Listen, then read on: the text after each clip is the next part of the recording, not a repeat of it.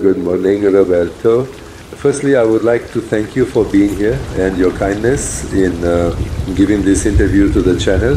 I would appreciate if you could introduce yourself and tell us your story, the near-death experience you went through. Thanks, Edson. Thanks, man, for the opportunity. Thanks, everyone. The experience I have is an experience that happened in 2008. On October 31st, it began. It wasn't just in one day, it was a period of 15 days that the expense was due. It was a progression. Initially it happened, I was beginning to travel to the coast. A peaceful journey of one weekend with family was not with any problem. And on the way to have got some water before starting the same journey there on Bandeirantes Avenue, and when I got out of the car, my wife was driving a car, my father-in-law was in another car, we stopped. And when I got out of the car, it was that thing like a movie that is, the person was distancing and my father-in-law was in front, and I heard as if it was a tone. It started to distance and I couldn't move, I lost strength, and it was with great effort that I got to him. And I called myself and he said, look, something is happening. At that moment, we stopped, we drank water, and I started to feel a lot of pain in my chest, something, the pain was unbearable, and I decided to go to the hospital. Well then, for the journey, I need to go to the hospital. He's my father-in-law. He continued her journey and she went to the hospital. We went down Bandeirantes Avenue. We went to the hospital that's there at the intersection of Bandeirantes and Santo Amaro. It was Friday traffic, that's São Paulo traffic that doesn't work. And I went further and further beyond chest pains. My right leg was getting numb, as if it was a cramp, until I could not feel it at all. It wasn't that it was cramp, I didn't feel, I hit as if I hit this wood there. I almost felt like fainting. The feeling was that I was going to die. We got there almost, really. I just didn't faint because of the pain. When I tried to get out of the car, the numb leg wouldn't walk. I hopped out towards the emergency room. There was no strength at all on the screen. She was dragging her leg, terrified, because I imagined I was having initially a stroke, some kind of stroke, something, because my father had experience with my father. And I imagined that maybe it was something congenital.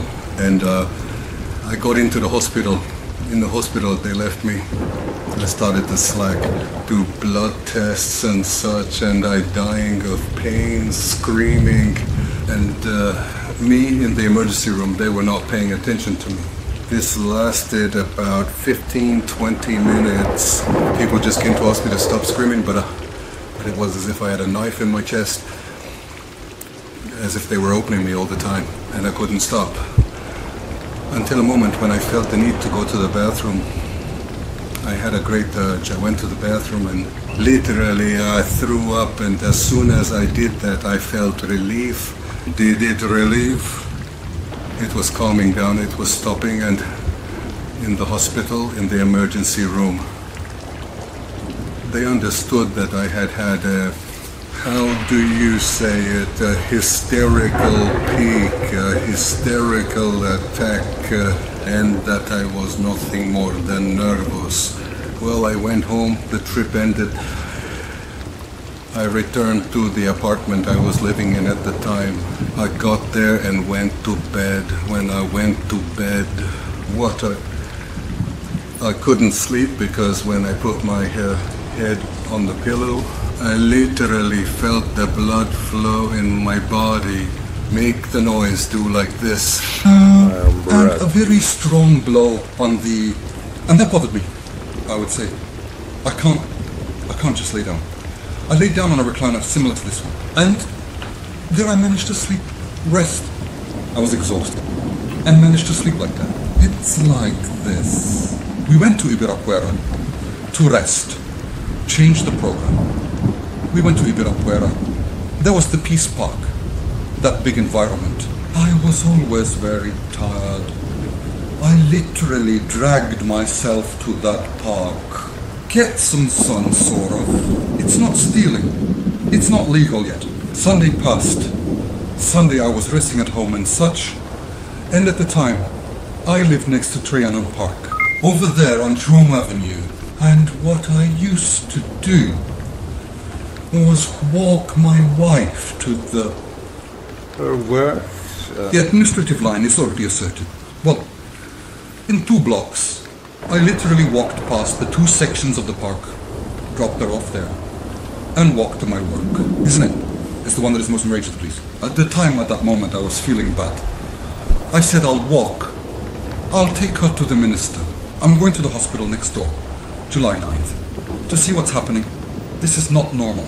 When, on the 9th of July, I arrived, people looked there and said, wow, your plan is not covered. It was discredited. Things like that. I had rights to the hospital, but not to the emergency room. So, I couldn't get the tests done as soon as I entered. See the first aid. But it's all good. No problem. I'll walk there. The Santa Caterina. I walked to the Santa Caterina. I got there. That's about almost around a kilometer. Walked slowly, the way I was feeling. That's how it went. One step after another. No problem. I arrived at the hospital at Santa Caterina, which I call my second home. And that's it. They put me... They took the pressure. I told what was happening. They left me there. And they were doing several tests until early, around 8, 2 in the morning. They told me, look, we don't quite understand what you have. You're in a hurry, etc. So that's what it's for. And they were doing several tests until the moment they understood that they had to do complementary tests that they couldn't do in the emergency room.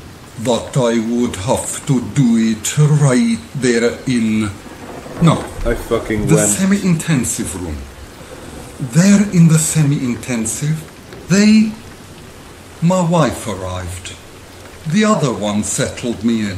A place that was interesting, where I could stay comfortably, calm, resting, waiting, and doing the exams. And there I was, batch processing, until a point when they said, look, we don't understand what you have. Because each pressure that was removed, it was a pressure. So, let's suppose it was 15 by 12 here, then here it was removed, giving 18 by 11. And I would take from the feet. There were also other pressures. And he said like this, we're going to do a test that you have to go. Discussed. An endoscopic ultrasound exam, where I had to swallow the equipment and be sedated.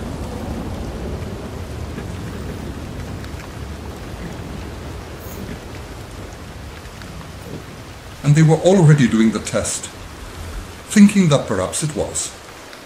They did the test, and it turned out that I had a type 1 aortic dissection.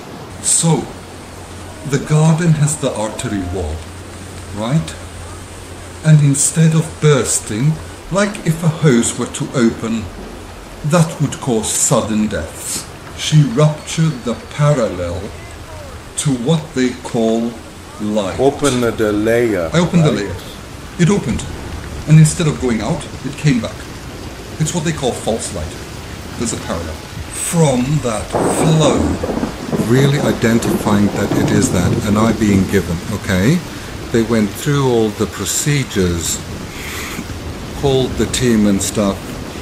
The doctor questioned me if I had taken drugs. I hadn't taken drugs. I had which later eventually shaped was a condition that was a congenital issue where my artery is a bit narrower.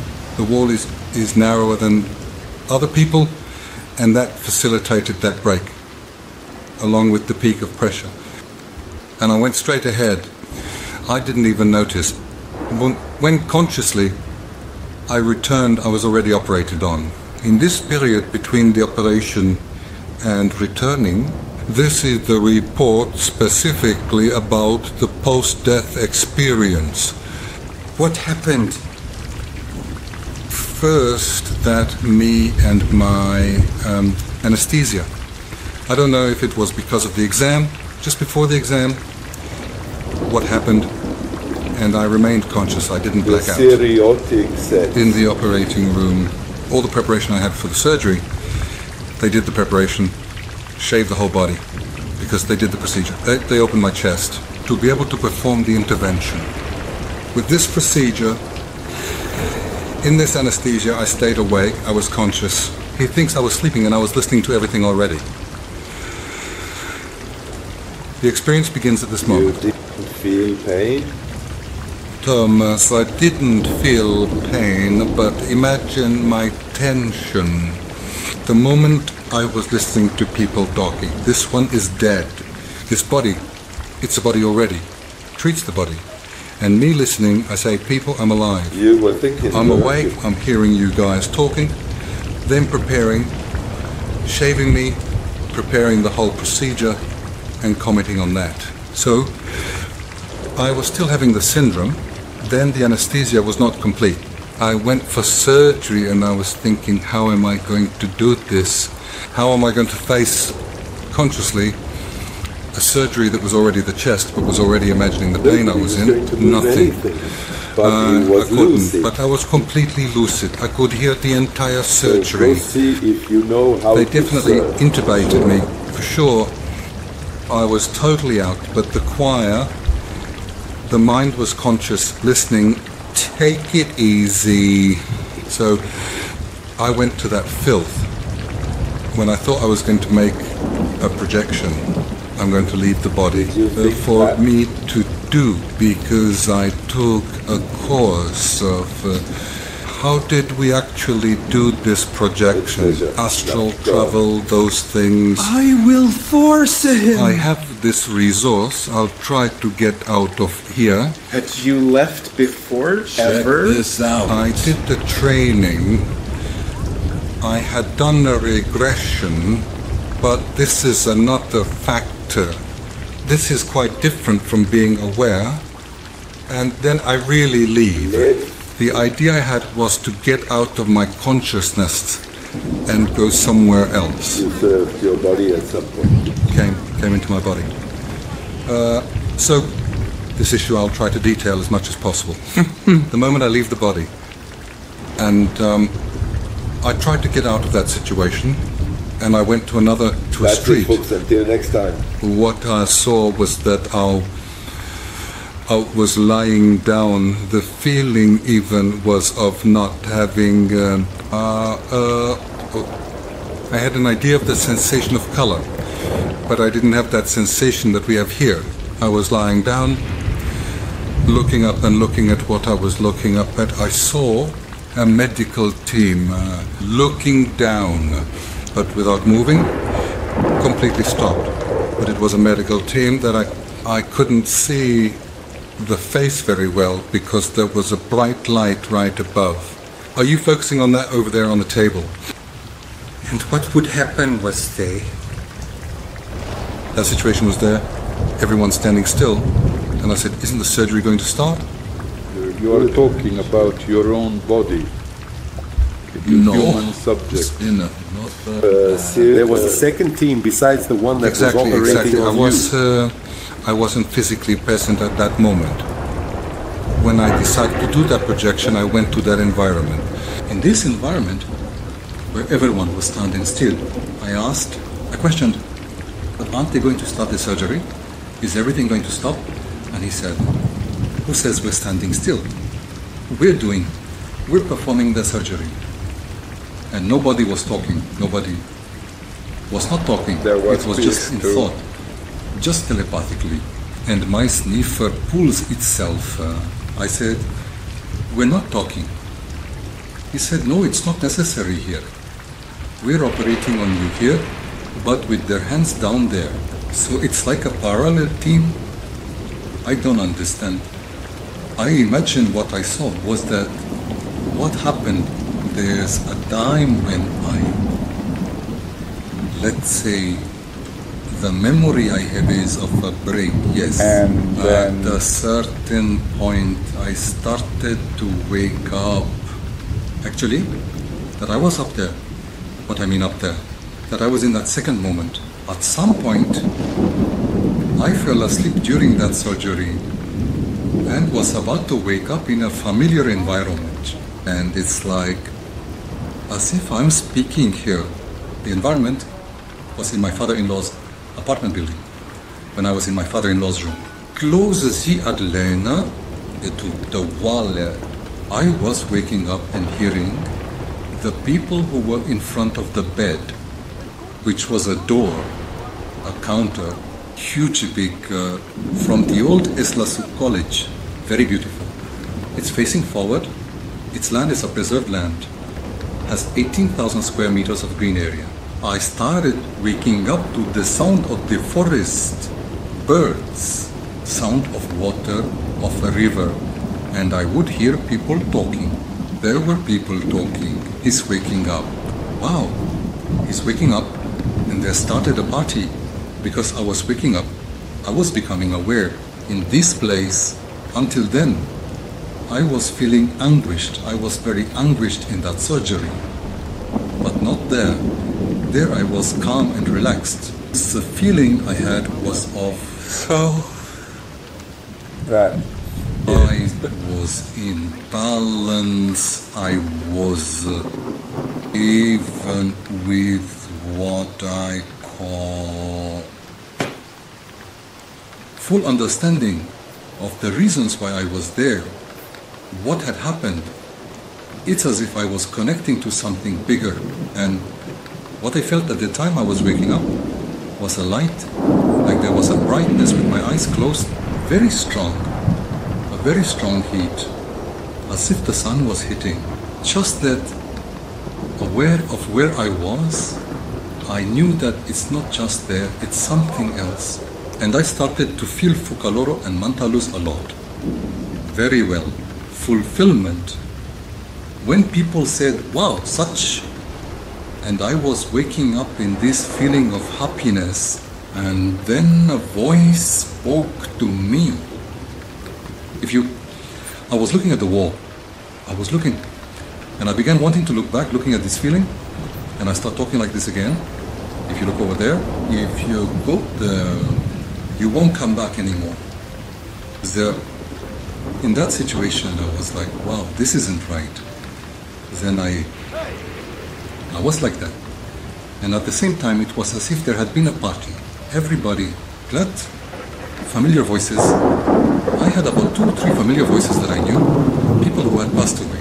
I would say, wow, how cool, it's coming. And I was a bit like this.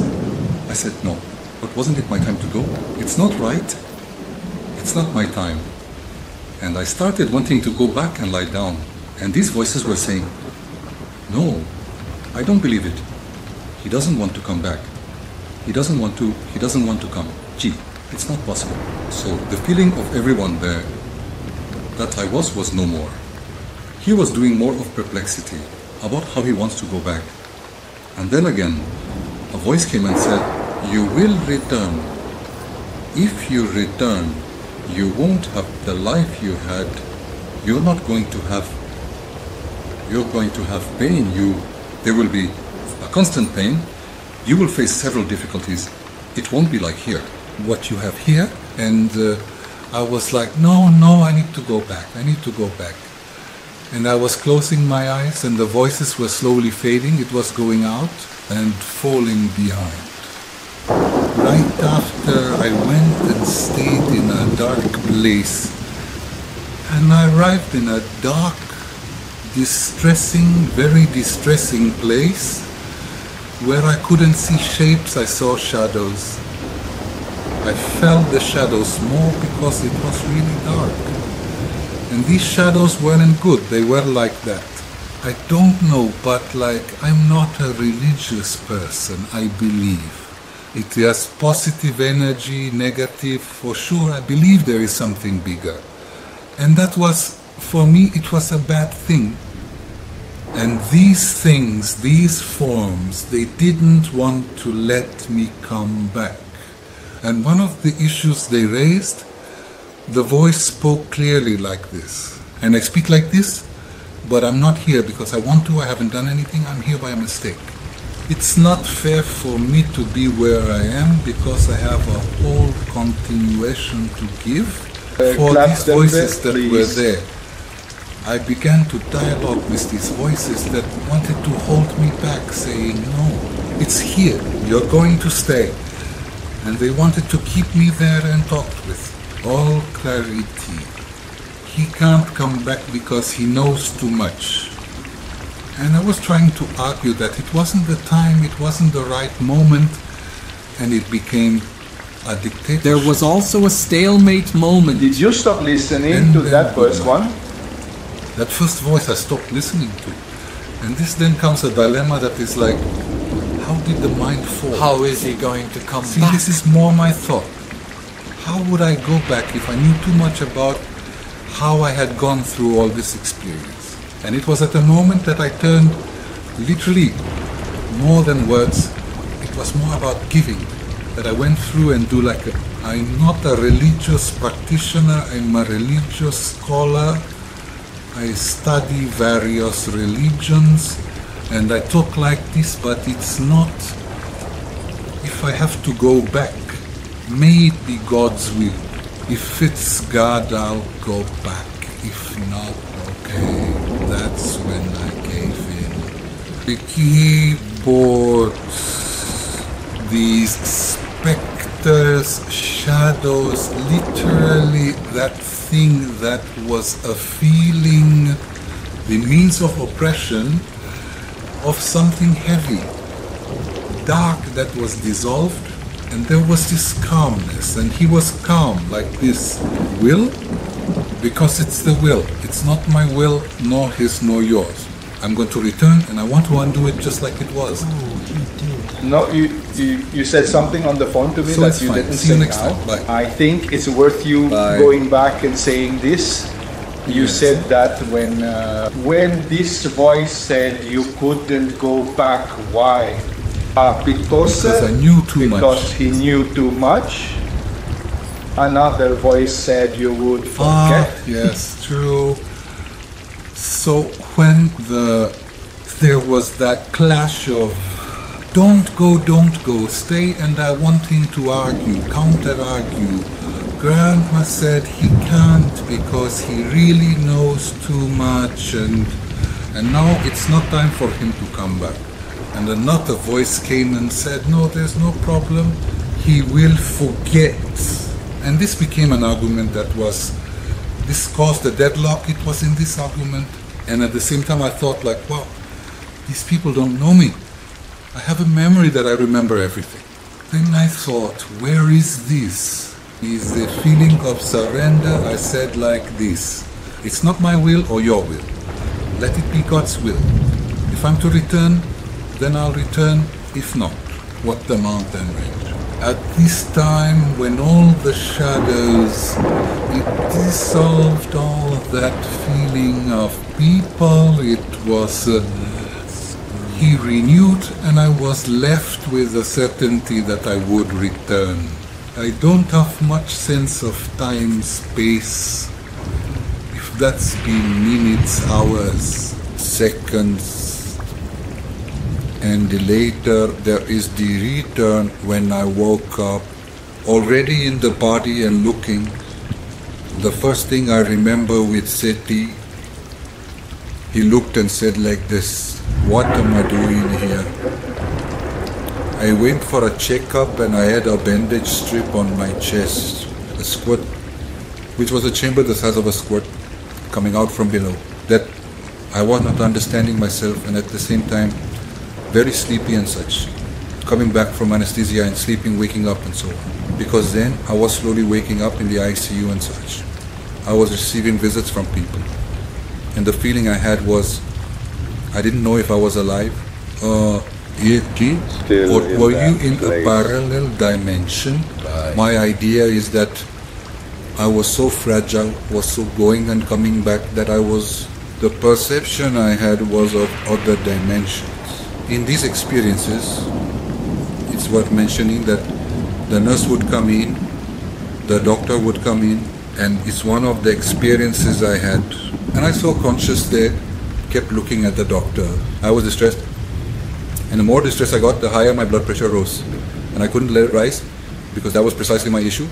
It was arterial. So the doctors were very worried, which is when I became aware of the rising pressure. And one of the experiences I saw, the room next door. Suddenly I saw it was a room in the CPI of Santa Catarina. It was not. I saw there one by one a person, a patient by their clothing. Hey, we already treat each other like patients. He came out of the room next door saying like, woohoo, my turn has come. And it was, she ran, and it was. Literally went out of the ACD. I looked at her and said, what am I seeing?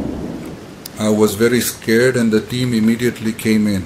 Okay, the person had pointed out there. I had seen for sure that I saw there a discarnate person leaving, walking. This made me even more nervous. And there were some conversations that I didn't have. I saw many people that people said weren't there inside the college. And that made me much, much stronger. That feeling I had was that it still wanted me not to stay. Even though I was not totally present here, I could disincarnate at any time. When the doctors noticed, when my wife arrived, then I calmed down and the pressure went back to the expected 12/8. They gave a blank check, so your hair sharing, you're going to stay here. And her staying, my pressure remained. So literally she set up the comp. He stayed with me for the remaining period I adopted. I used to go out with him. Do not try to use the bathroom, okay? I had to walk down from the floor, but he accompanied me. The pressure remained because there I had my anchor point. And there I knew I wasn't going to disembark because there was still a situation and he ignored it, I'll tell you, for a long time. Turned into a little over a month. I left from, and by my side, even sleeping, I believe. The decision also varied. So like her presence was considered essential. They didn't want her to leave. And that's even after leaving the ICU. With the exchange of people, they had to change. Then familiar people would go, her cousin, her mother. They took turns. It gave some calm, but her presence was greater. It was at that moment we're going to have an interesting passage. I was already out of the ICU, was accompanied by my cousin.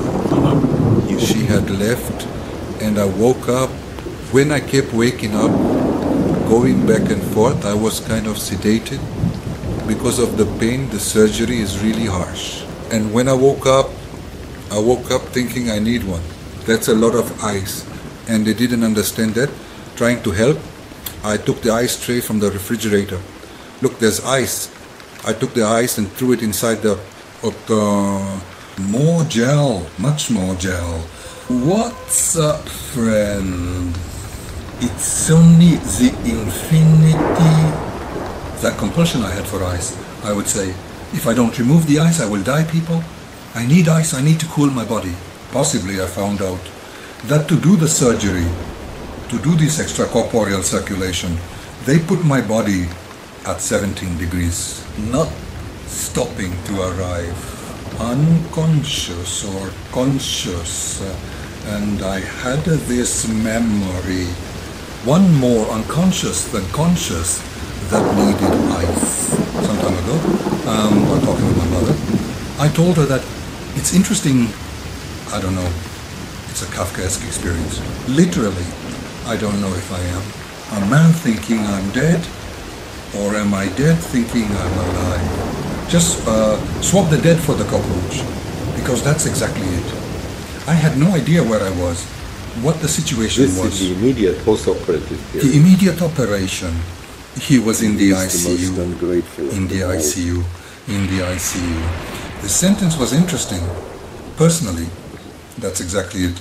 At what moment am I? I am not fully here yet. When I said this to him, he replied that I was. But it happened today that you are here. I said, no, I died.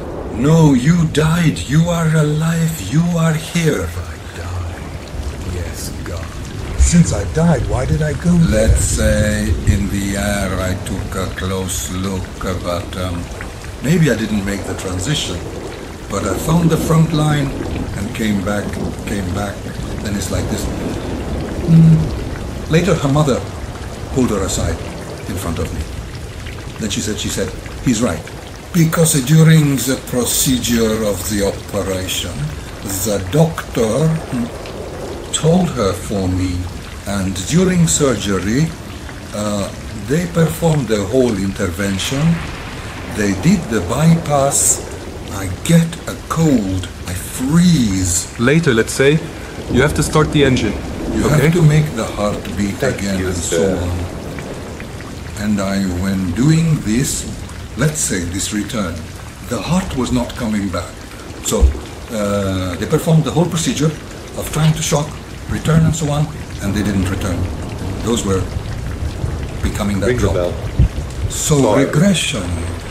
I think it's almost that necessarily. Exactly. Later he would have to do some resonance work. Next video. If the brain. Roberto, there's a point you mentioned that at some point during the surgery, when you were out, you saw yourself or projected yourself into an environment which is far from the hospital.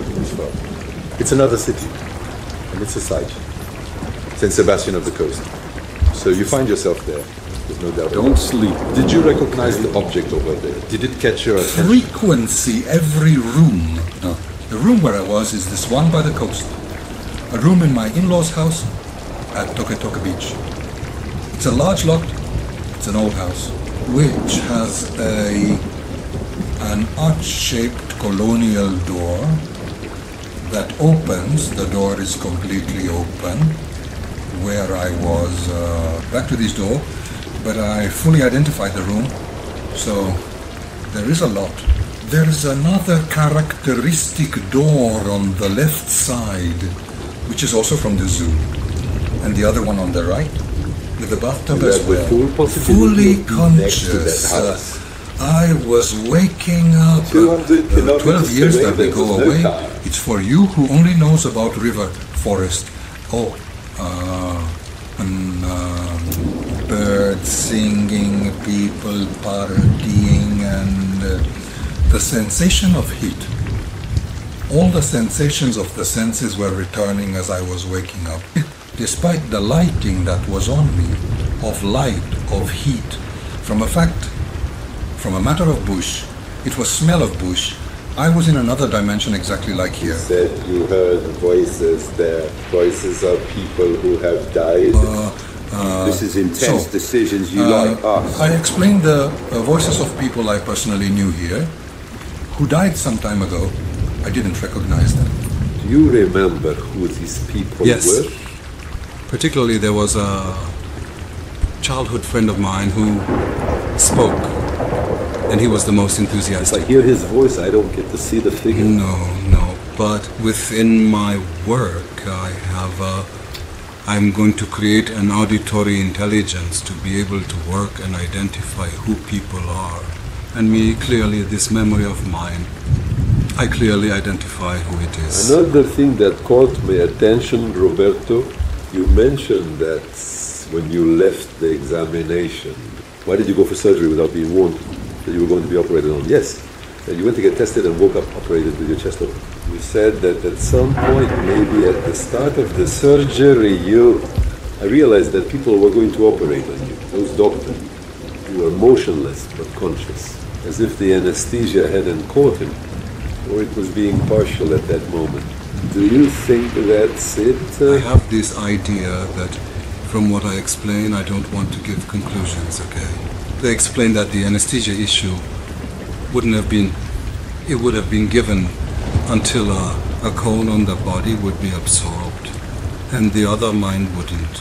My idea is that, on the contrary, I had total awareness, not because of the anesthesia, but because of a certain consciousness that was given to You me. were already as if you were Oven out to of that put, body there. oven to Don't put. you think you were being operated on without anesthesia? You So can. much so that I felt no pain. I didn't feel touch. It was just auditory and realizing, so even an out-of-body You vision. saw it. So it wasn't with these eyes. No, They were it was closed. a different feeling. In this feeling, I can say there was still the time issue, but not the issue of the body. Physical sensation was different. Because you saw it in another dimension, with another team, right? That's all. Thank Good you. afternoon. At the time when I switched to another team, so completely. Then the physical sensation was different. Speech was not a question of thought.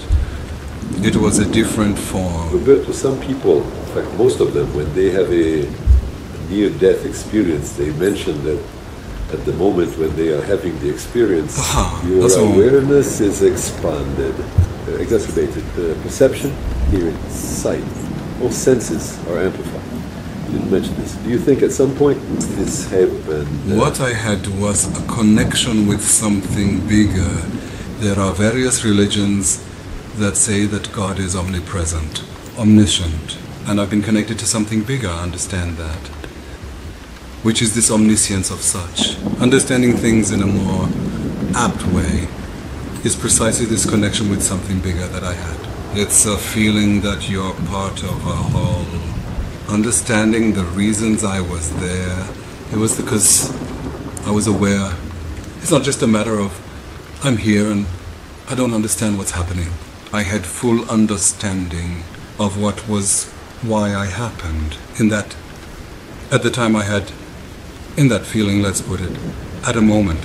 Because at first I didn't understand.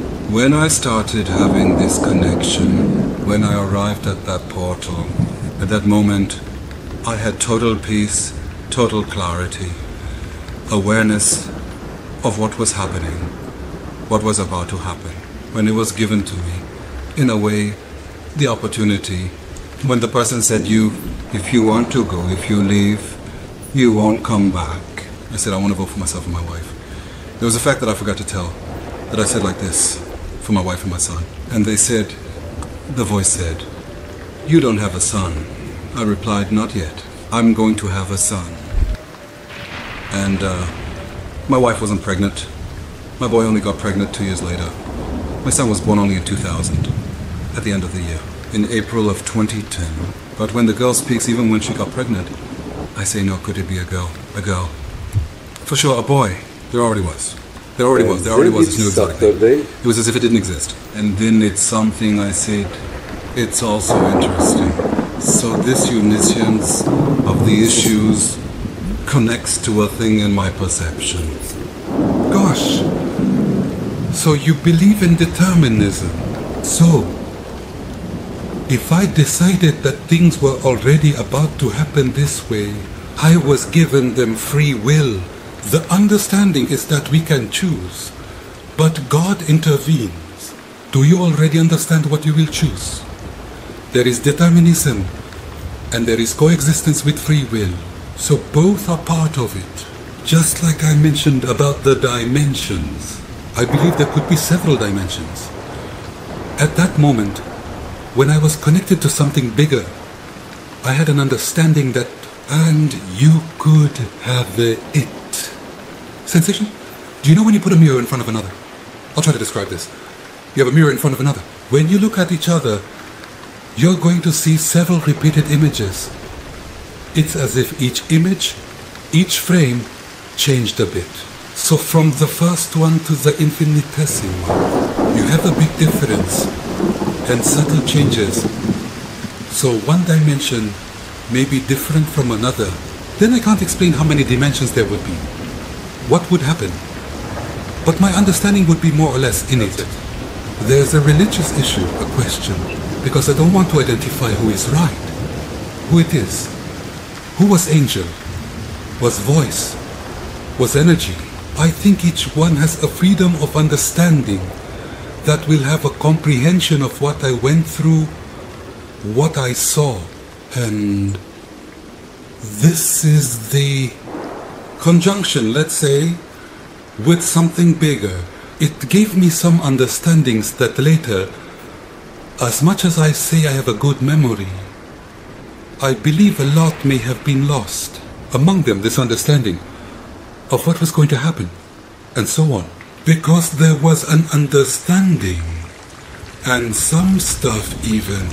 For a while, I won't say a year, but yes, a few months in a row, I had premonitions almost daily.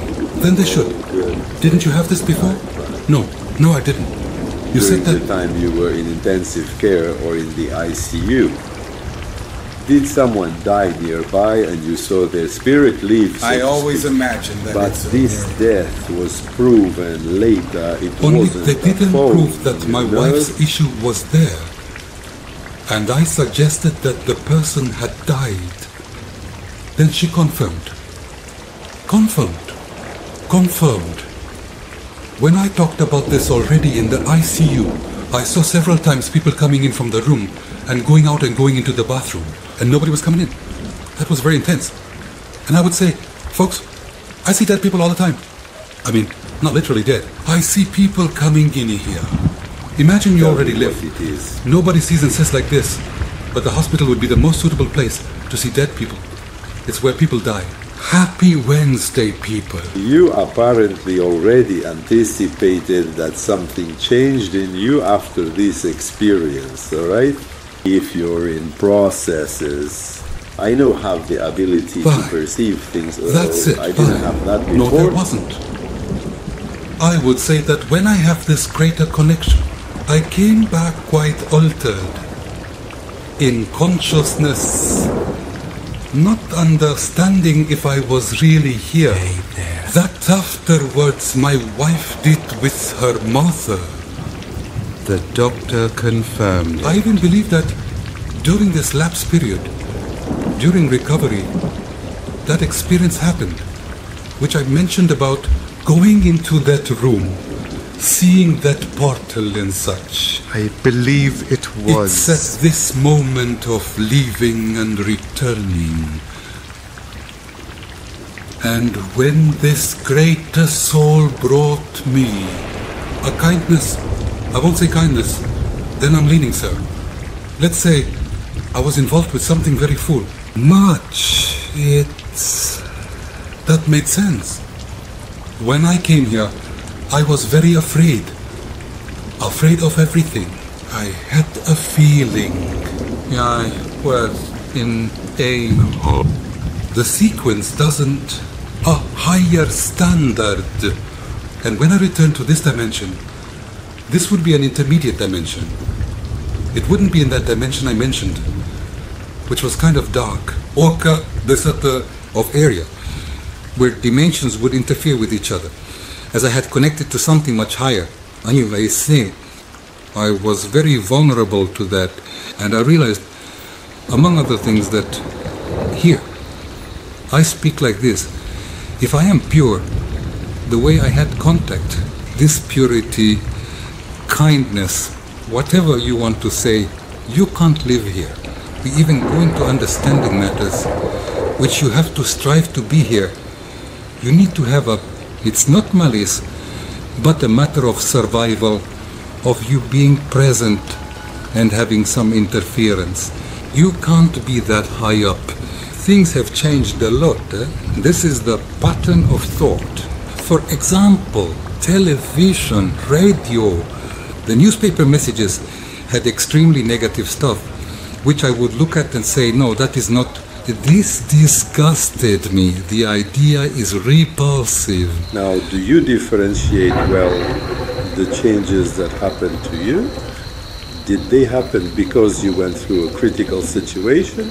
Life-threatening death, right? Or why you had the NDE? What changed? Which of the two facts played a role in the change that happened to you from then on? Was it the NDE or was it the surgery, which is a high-risk surgery? No, it might be what happened. That's what I the NDE, that was because it opened a perception that I did not have of getting lost. The thing is, my wife's cousin is a psychiatrist, And she just turned and said, "Oh, no one goes through a situation like this in their lap. There is always some aftermath." Now I would say, I was thinking, but it was like, it's true. But I don't believe there were any consequences. He added, it didn't cause fear. It didn't create a situation of freezing of, in the correct term, a psychiatrist uses a trauma. It wasn't a trauma. I had the knowledge, the access to knowledge, let's say, that we will have different dimensions. I don't know if that's the right word. Levels of greater knowledge and lesser knowledge, good or bad, the good and evil. And that in these variations, we would give this involvement between good and evil is between knowledge and lack of knowledge, between light and darkness. So where we are now here would have exactly one interference from both sides. We can't even be in this dimension where we are fully good and fully bad.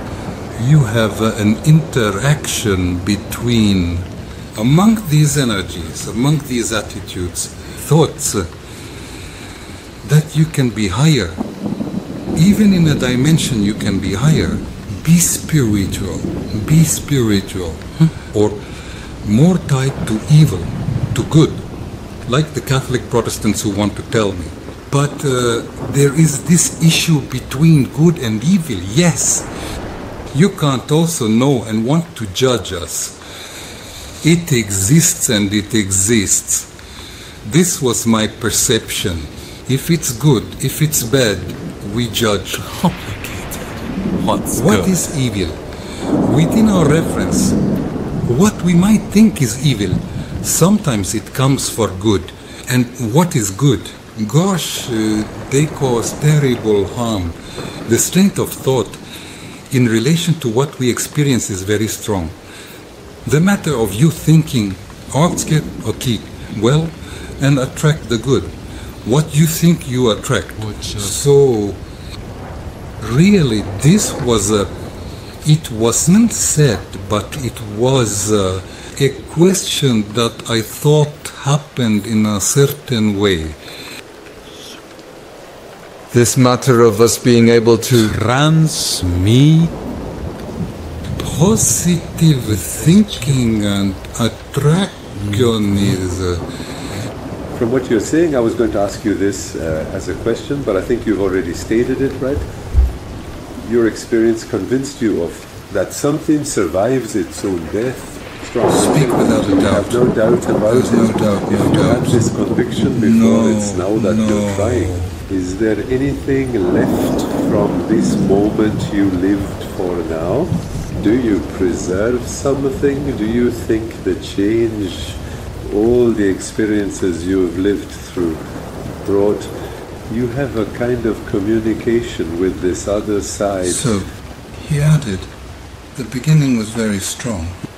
And as I reported here, I said, I wasn't very scared at the beginning. It's not that I tried, I consciously closed the door on that situation because I thought I was first very vulnerable. And what I really saw caused me a lot of anxiety. What's my issue?